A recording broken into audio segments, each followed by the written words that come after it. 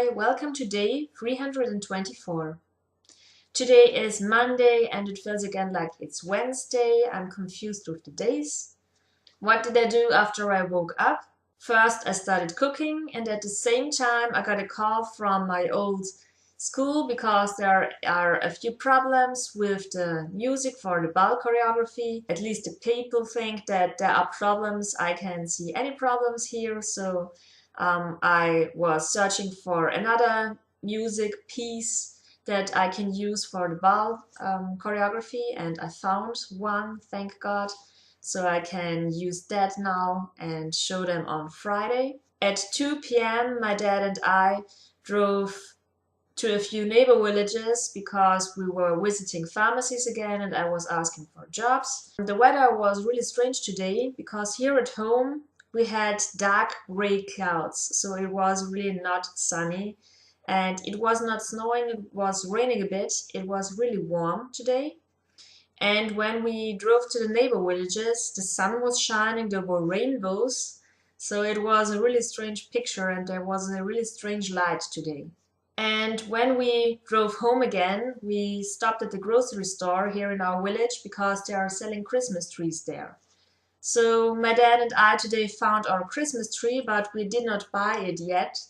I have to go there tomorrow and buy the tree. After I came home, I started to watch the live stream of the Hobbit 2 premiere in Berlin. And there have been all of the stars, Richard Armitage and Martin Freeman and of course Benedict Cumberbatch. And now I really wish that I would have been there because they gave away so many cinema tickets for the premiere. So the people that were just standing around there. So I really hope that I get this opportunity next year to go there if there will be a premiere of the third movie. And maybe I will get a ticket. That would be great. Yeah, and that was my day till now. At the moment, I'm struggling with recording this video. I think it's the 5th time now that I'm trying to record it, and I really hope that it is working now. If I'm not mistaken, I think it's the 9th of December. And today's Christmas treat will be a little Christmas related story that I grew up with. German Christmas stories and fairy tales are always quite sad, and this is a sad story. The Little Match Girl by Hans Christian Andersen. Most terribly cold it was. It snowed and was nearly quite dark and evening. The last evening of the year. In this cold and darkness there went along the street a poor little girl, bareheaded and with naked feet. When she left home she had slippers on, it is true. But what was the good of that? They were very large slippers which her mother had hid her to warm. So large were they, and the poor little girl lost them as she scuffled away across the street. The little maiden walked on with her tiny naked feet that were quite red and blue from cold. She carried a quantity of matches, and she held a bundle of them in her hand. Nobody had bought anything of her the whole livelong day. No one had given her a single coin. She crept along trembling with cold and hunger, a very picture of sorrow, the poor little thing. The flakes of snow covered her long fair hair, which fell in beautiful curls around her neck. From all the windows the candles were gleaming, and it smelled so deliciously of roast goose, for you know it was New Year's Eve. Yes, of that she thought. In a corner formed by 2 houses, of which one advanced more than the other, she seated herself down and cawed together. Her little feet she had drawn close up to her, but she grew colder and colder, and to go home she did not venture, for she had not sold any matches and could not bring any money. Her little hands were almost numbed with cold. Oh, a match might afford her a world of comfort, if she only dared take a single one out of the bundle, draw it against the wall, and warm her fingers by it. She drew one out. Tch! How it blazed! How it burned! It was a warm, bright flame like a candle, as she held her fingers over it. It was a wonderful light. It seemed really to the little maiden as though she were sitting before a large iron stove with burnished brass feet and a brass ornament at top. The fire burned with such blessed influence. It warmed so delightfully. The little girl had already stretched out her feet to warm them too, but the small flame went out, the stove vanished. She had only the remains of the burnt-out match in her hand. She rubbed another against the wall. It burned brightly, and where the light fell on the wall, there the wall became transparent like a veil, so that she could see into the room.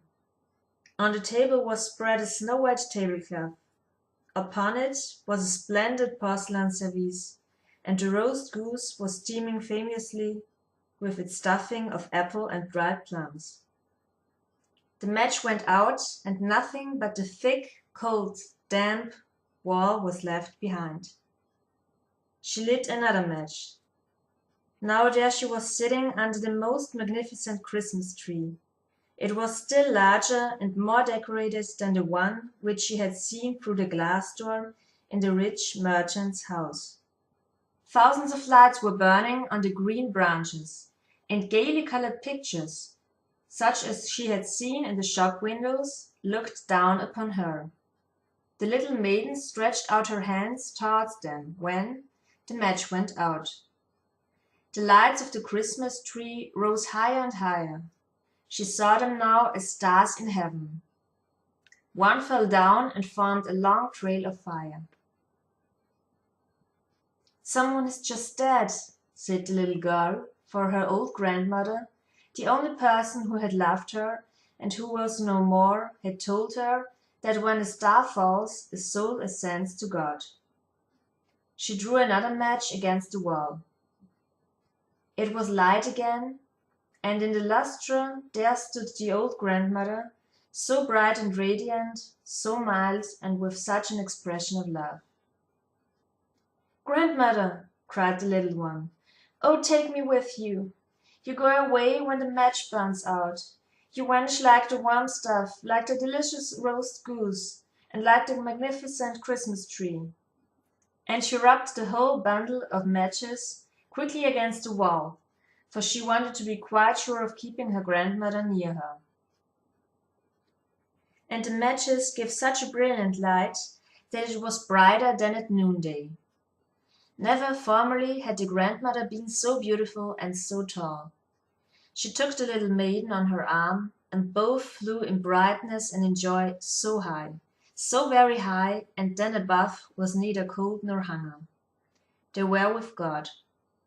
But in the corner, at the cold hour of dawn, sat the poor girl, with rosy cheeks and with a smiling mouth, leaning against the wall. Frozen to death on the last evening of the old year. Stiff and stark sat the child there with her matches, of which one bundle had been burnt. She wanted to warm herself, people said. No one had the slightest suspicion of what beautiful things she had seen. No one even dreamed of the splendor in which, with her grandmother, she had entered on the joys of a new year. Thank you for watching, and I wish you all a good night. Bye!